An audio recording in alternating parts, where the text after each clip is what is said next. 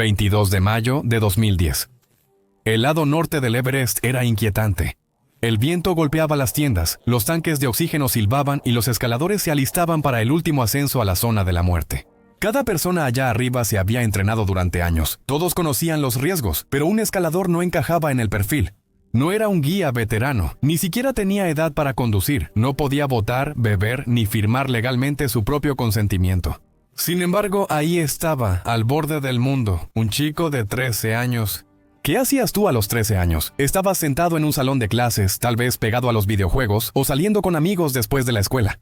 Probablemente incluso esos escaladores experimentados también lo hacían. Pero este adolescente estaba aferrado a una roca helada en la zona de la muerte, con el pecho ardiendo y las piernas temblando bajo capas de equipo congelado. Cada error conllevaba la misma consecuencia, caer miles de pies al vacío. ¿Era esto ambición o imprudencia? Hoy vamos a adentrarnos en una de las escaladas más controvertidas del Everest. El día que un niño llegó a la zona de la muerte. Bienvenidos a Al Borde Extremo. Mientras la mayoría de los niños en secundaria enfrentaban desamores y chismes, Jordán Ramiro observaba a los alpinistas en la montaña más alta y pensaba, ¿por qué no yo? Jordán nació en julio de 1996 en Redlands, California. Creció en un suburbio rodeado de impresionantes montañas de California. Mientras otros elegían pantallas o deportes, Jordán vivía en el sendero, respirando aire fresco de montaña. Curiosamente, todo empezó en la escuela, donde vio un mural de las 7 cumbres. Y en cuanto puso sus ojos en ellas, Jordán tomó una decisión. Iba a escalar cada una de esas montañas. ¿Qué hacía único a Jordán entre escaladores igual de decididos? Verás, Jordán no soñaba con su futuro como adulto, soñaba con algo que sucedería en unos pocos años. A los 10 años, Jordán ya había escalado la montaña más alta de África, el monte Kilimanjaro. Se encuentra a 19.341 pies sobre el nivel del mar. El Kilimanjaro es menos técnico que el Everest, pero igual difícil para un niño de 10 años. El aire escasea cerca de la cima y muchos adultos regresan por el mal de altura. Pero Jordán siguió avanzando paso tras paso hasta que estuvo en la misma cima. Esa fue su primera gran experiencia de lo que se siente el aire escaso, y sabía que no sería la última.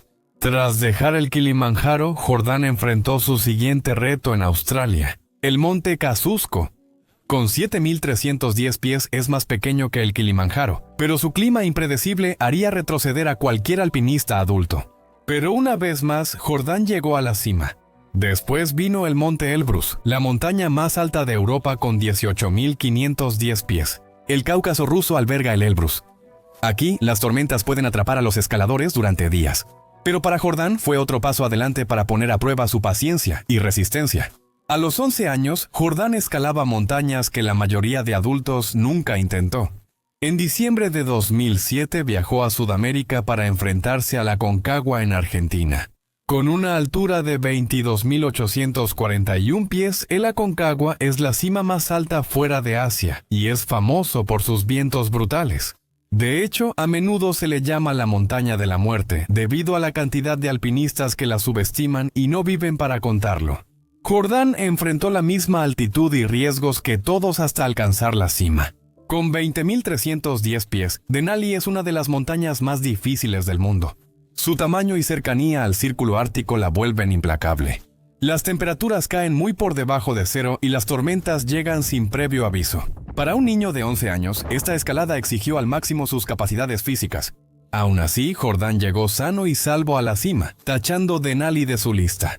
Ahora le quedan 2 cumbres para terminar la legendaria lista: Vince y Macizo en la Antártida, y la cumbre más alta, el monte Everest. Con 29.032 pies de altura, el Everest es muy diferente. La montaña es peligrosa, pues hay cuerpos por todas partes. A sus 13 años, Jordán ya tenía un currículum que pocos montañistas mayores podían igualar. Para cuando llegó a la adolescencia, ya había escalado 5 de las 7 cumbres. Ahora estaba listo para otro desafío. Esta vez era el infame Everest. Para prepararse, Jordán entrenó en casa durante largas horas, con el apoyo de su padre, Pablo Ramiro, y su madrastra, Karen Lundgren. La determinación de Jordán se mantuvo. Pronto, la pregunta cambió de si Jordán escalaría el Everest a cuándo lo haría.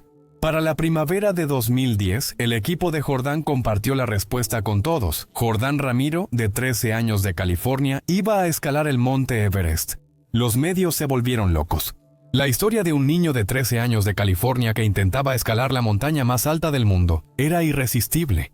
Los reporteros buscaron detalles mientras la comunidad global de alpinismo contenía la respiración. El mundo esperaba un evento histórico o una tragedia, y todas las miradas apuntaban a Jordán Ramiro. Pero antes de que siquiera pudiera tocar la montaña, ya lo esperaba un gran desafío, un pequeño desvío en este tren del caos. Si quieres ser parte de la comunidad extrema, obtener acceso anticipado a nuestros videos y encuestas exclusivas, únete a nosotros en Patreon. Nos vemos allá. Nepal ya había prohibido a los escaladores menores de 16 años en la ruta sur del Everest. Los funcionarios pensaban que los niños no resistirían un reto tan duro. En el lado norte, en Tíbet, el gobierno chino no establece edad mínima. La arista norte es menos concurrida que la ruta sur de Nepal, pero más difícil. Aquí está la razón. Mira, los vientos fuertes, el frío y la mayor distancia hacen la escalada más difícil y desafiante. Lo peor es que el lado sur ofrece rescate en helicóptero en caso de desastres, pero el lado norte no. Cuando te unes al lado tibetano, estás solo. El equipo de Jordán tenía a su atlético papá, Paul, a su madrastra, Karen, y a 3 sherpas, Aung Pesang, Lama Dawa y Lama Karma. Aunque Paul no era montañista, trabajaba como paramédico de helicóptero con entrenamiento en medicina y rescate en altura. Paul y Karen disfrutaban correr ultramaratones y participar en carreras de aventura en su tiempo libre. Eran personas que conocían todos los peligros del Everest. Este equipo se convirtió en el salvavidas de Jordan y, en muchos sentidos, en la única barrera entre él y la montaña. En abril de 2010, el equipo llegó al campamento base tibetano, a unos 17,000 pies de altura. Para la mayoría, esta altitud ya resultaría asfixiante. Los dolores de cabeza, mareos y náuseas suelen ocurrir antes de lo que sucederían en el lado nepalí. Muchos alpinistas llegan al campamento base, lo llaman una caminata y se van, pero para Jordán era solo el comienzo. Desde el campamento base, la ruta subía por etapas. La siguiente parada era el campamento base avanzado, a casi 21,300 pies. La subida entre los dos es una caminata brutal a través de morrena y hielo. Imagino que los pulmones de Jordán luchaban con el aire enrarecido, y que sus pasos se volvían lentos por las botas y la ropa para sobrevivir al frío. A esa altitud, el cuerpo no se recupera totalmente. El campamento base avanzado es considerado uno de los lugares más desolados del planeta. Las tiendas están sobre roca y hielo, rodeadas de glaciares y crestas que bloquean el horizonte. El viento sacude la lona de noche, sonando como un rugido. Sin embargo, fue aquí donde Jordán dio entrevistas a los reporteros, su voz crepitando a través de teléfonos satelitales. Desde ahí, el proceso no fue el empuje final, sino un ciclo llamado aclimatación. Los alpinistas ascendían a campamentos altos y luego descendían. Ascendían despacio, entrenando sus cuerpos para resistir menos oxígeno. Sin una aclimatación adecuada, el cerebro se hincha, los pulmones se llenan de líquido y la muerte llega rápidamente.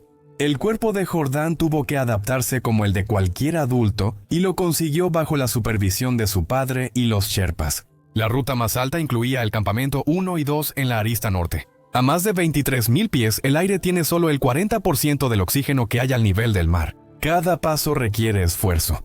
Comer se vuelve un reto, pues el cuerpo rechaza la comida que necesita como energía. Jordán aprendió a forzarse a consumir calorías, a beber nieve derretida y a moverse a un ritmo que conserve su fuerza limitada. La subida del campamento 2 al campamento 3 y eventualmente al campamento 4 exigió todo del equipo. Cruzaron largas pendientes nevadas y enfrentaron vientos feroces. Un paso en falso podía hacerlos caer miles de pies. El campamento 3 a unos 27,000 pies está en la zona de la muerte, donde el cuerpo no sobrevive mucho. Sin embargo, el campamento 4 sería el punto de partida real. El campamento 4 está a 27,200 pies bajo la pirámide de la cumbre. Aquí el cielo es más azul y el aire se siente como si respiraras por un popote. Los cuerpos aquí se deterioran rápido.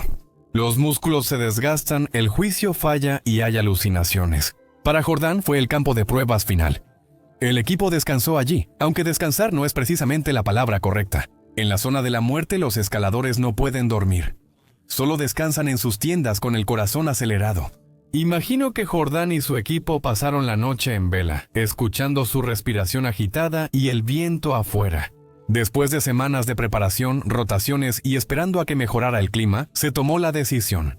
El 21 de mayo de 2010, Jordan y su equipo salieron del campamento 4 bajo la noche oscura para intentar llegar a la cima. A 27.200 pies, la línea entre la supervivencia y el colapso es muy delgada. El cuerpo humano no está hecho para existir aquí. Los músculos se desgastan más rápido de lo que pueden repararse.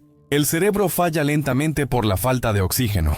Pero Jordan y su equipo se habían entrenado en tiendas de gran altitud y pronto sabrían si fue suficiente. Jordan Ramiro se sujetó a su cuerda y salió de su tienda hacia la oscuridad helada. La escalada inició pasada la medianoche, no por elección sino por necesidad. La subida a la cima por el norte inicia de noche para aprovechar la luz del día al bajar. El frío era brutal, pero de alguna manera el equipo lo agradecía. El aire helado indicaba nieve y hielo más firmes y menor riesgo de avalanchas o colapso de crestas. Aún así, el termómetro marcaba casi menos 30 grados Fahrenheit y el frío era peor. Las linternas frontales se encendieron, creando túneles de luz a través de la oscuridad. Solo se oía el crujido de los crampones en el hielo y el silbido del oxígeno en las máscaras. Los pasos de Jordan, pequeños y medidos, en esa altitud parecían una carrera de fondo. El ascenso desde el campamento 4 comenzó con empinadas pendientes de nieve que llevaban hacia las crestas altas. El terreno tenía una pendiente fuerte, forzando a Jordan a clavar el pie en el hielo a cada paso. Bajo él, el suelo desaparecía en la oscuridad, un vacío dispuesto a tragar a quien resbalara. Las cuerdas ancladas en la montaña daban seguridad, pero solo si cada mosquetón, nudo y movimiento era perfecto. Al llegar a la primera cresta importante, el cuerpo de Jordan ya ofrecía resistencia. Su pecho se agitaba al respirar y sus piernas temblaban bajo el equipo. Y aún así, paso a paso, siguió avanzando cuesta arriba. A su alrededor, otros escaladores estaban regresando.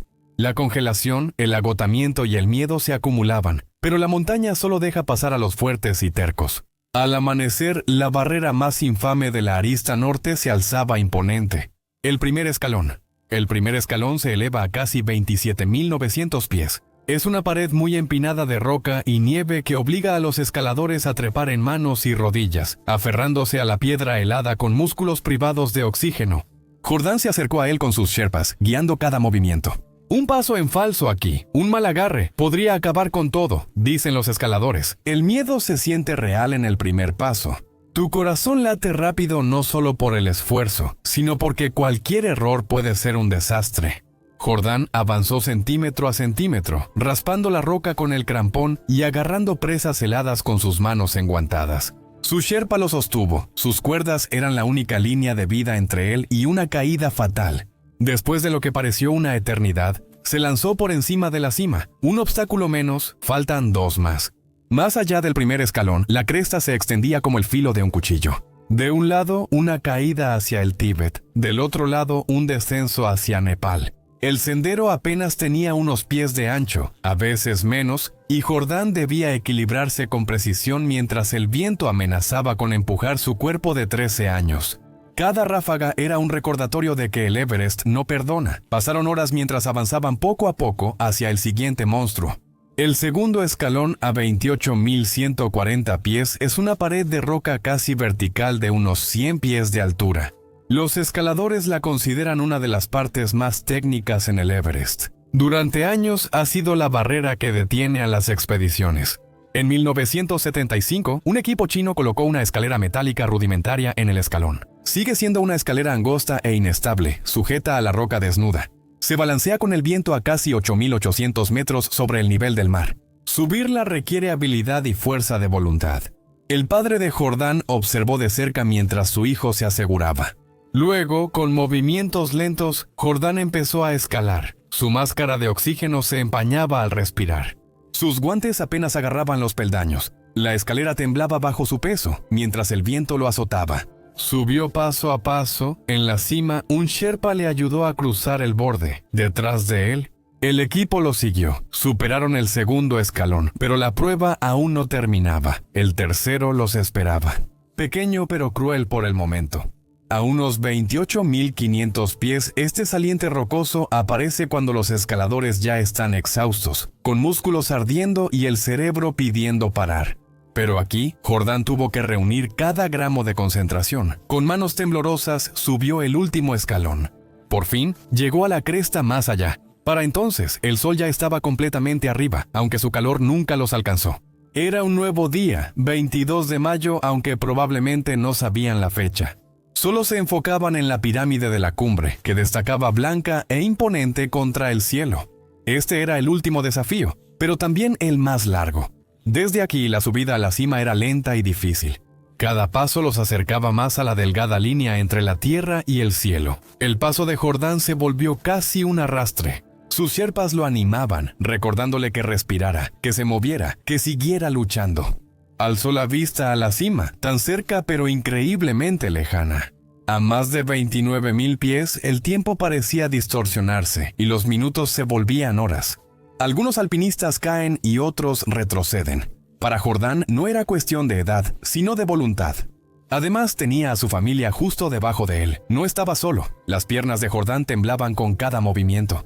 A pesar de todo, siguió escalando hasta el amanecer, con escarcha en sus gafas y pestañas. Jordán enfrentó frío y cansancio por más de 14 horas.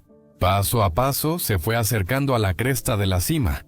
Y luego, en la mañana del 22 de mayo de 2010, Jordán Ramiro dio los pasos finales hacia el punto más alto de la Tierra, a 29,032 pies sobre el nivel del mar. Con solo 13 años y 10 meses, se convirtió en el alpinista más joven de la historia en estar en la cima del Everest. Solo puedo imaginar el orgullo de su padre al llegar a la cima junto con el resto del equipo. La cima del monte Everest no es realmente un lugar para celebrar. Es demasiado pequeña y está demasiado expuesta. Unos pasos en falso pueden llevarte a caer en el Tíbet o Nepal, a miles de pies de profundidad. El aire es tan delgado que ni con oxígeno embotellado puedes respirar bien. Aún así, en esos momentos, Jordán disfrutó su victoria, recordando que ya no era un sueño. En minutos, los sherpas ordenaron iniciar el descenso. Aunque la subida fue peligrosa, el descenso no era mejor. De hecho, más alpinistas mueren en el descenso que en el ascenso. Jordán se enganchó de nuevo a las cuerdas fijas y comenzó su cuidadoso descenso. Paso tras paso, él y el equipo recorrieron de nuevo su camino. La hazaña de Jordán Ramiro en la cima se difundió mundialmente. La imagen de un chico apenas entrando en la adolescencia, de pie en la cima del mundo, cautivó a los medios de comunicación. Los titulares proclamaron su logro y, para muchos, fue una historia inspiradora de determinación.